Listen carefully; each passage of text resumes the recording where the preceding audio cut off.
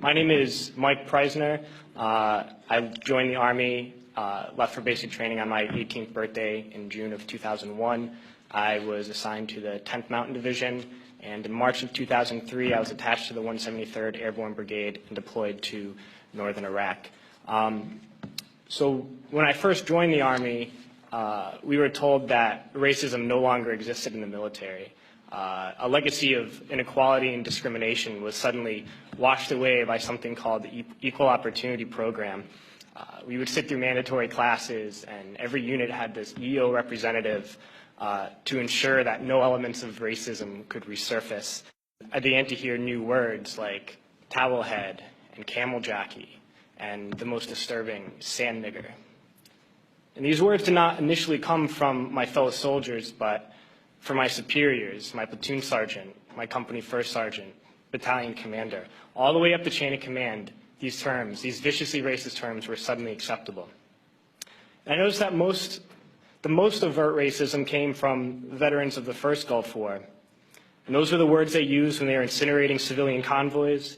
Those are the words they used when this government deliberately targets civilian infrastructure, bombing water supplies, knowing that it would kill hundreds of thousands of children. Those are the words the American people used when they allowed this government to sanction Iraq. And this is something that many people forget, and we can't forget, is that we've just learned that we've killed over 1 million Iraqis since this invasion, but we already killed 1 million Iraqis in the 90s through sanctions and bombings prior to this invasion. So the number truly is much higher. But when I got to Iraq in 2003, I learned a new word, and that word was Haji. Haji was the enemy. Haji was every Iraqi. He was not a person, a father, a teacher, or a worker. And it's important, we've heard this word a lot during Winter Soldier, but it's important to understand where this word came from. And to Muslims, the most important thing is to take a pilgrimage to Mecca. It's the Hajj. And someone who has taken this pilgrimage is a Haji. And it's something that in traditional Islam is the highest calling in the religion. So we took the best thing for a Muslim and made it into the worst thing. But history did not start with us. And since the creation of this country, racism has been used to justify expansion and oppression. The Native Americans were called savages. The Africans were called all sorts of things to excuse slavery. And Vietnam veterans know of the multitude of words used to justify that imperialist war. So Haji was the word we used. It was the word we used on this particular mission I'm going to talk about.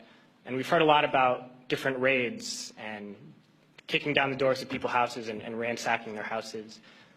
But this mission was different, a different kind of raid. I never got any explanation for these orders. We were only told that this group of houses, 5 or 6 houses, were now property of the U.S. military, and we had to go in and make those families leave those houses. So we went to these houses and informed the families that those homes were no longer their homes. We provided them no alternative, nowhere to go, no compensation. And they were very confused and very scared and did not know what to do and would not leave. So we had to remove them from those houses. One family in particular, a woman with 2 small girls, a very elderly man and 2 middle-aged men. We dragged them from their houses and threw them onto the street and arrested the men because they refused to leave, arrested the old man, and sent them off to prison. And at that time, I didn't know what happened to people when we tied their hands behind their back and put a sandbag on their head. But unfortunately, a few months later, I had to find out. We were short interrogators, so I was assigned to work as an interrogator. And I oversaw and participated in hundreds of interrogations. One in particular I'm going to share with you. It was a moment for me that really showed me the nature of this occupation. This particular detainee, when I was sent to interrogate him, he was stripped down to his underwear, hands behind his back and sandbag on his head. I never actually saw this man's face. My job was to take this metal folding chair and just smash it against the wall next to his head. He was faced against the wall with his nose touching the wall, while a fellow soldier just screamed the same question over and over again. No matter what his answer, my job was to slam the chair against his wall. We did this until basically we got tired, and I was told to make sure he stood against the wall for however long, and I was guarding this prisoner, and my job was to make sure he kept standing up, but something was wrong with his leg. He was injured, and he kept falling to the ground. And the sergeant in charge would come and tell me to get him up off his feet. So I'd have to pick him up and put him against the wall. And he kept going down. I just have to keep pulling him up and putting him against the wall. And my sergeant came along, and he was upset with me for not, continue to stand. He picked him up and slammed him against the wall several times.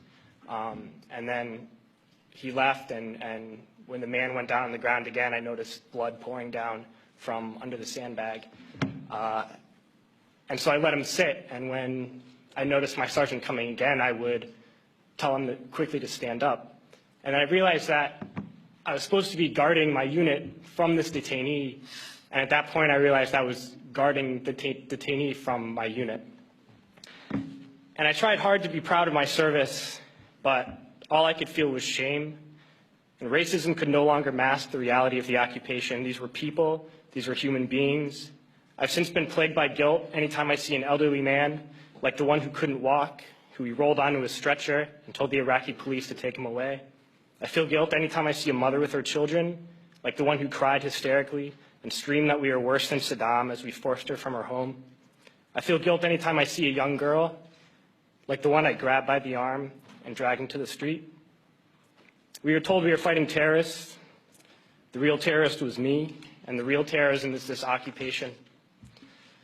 Racism within the military has long been an important tool to justify the destruction and occupation of another country. It has long been used to justify the killing, subjugation, and torture of another people. Racism is a vital weapon employed by this government.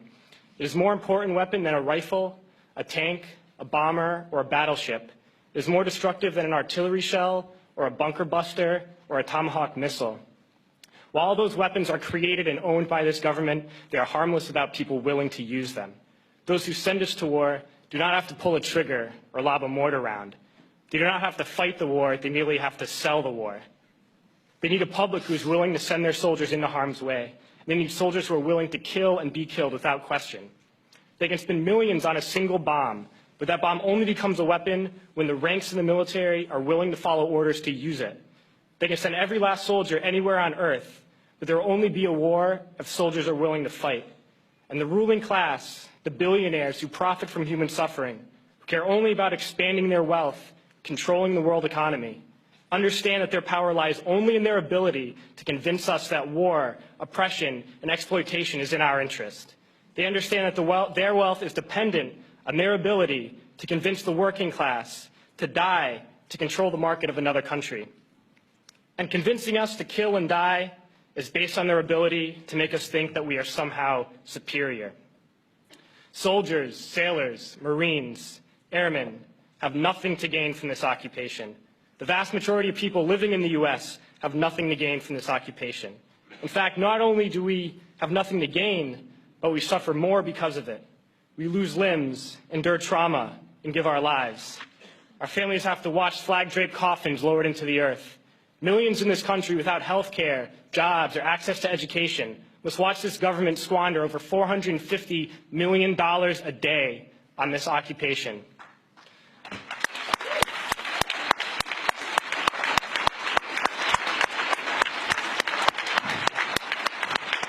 Poor and working people in this country are sent to kill poor and working people in another country to make the rich richer. And without racism, soldiers would realize that they have more in common with the Iraqi people than they do with the billionaires who send us to war.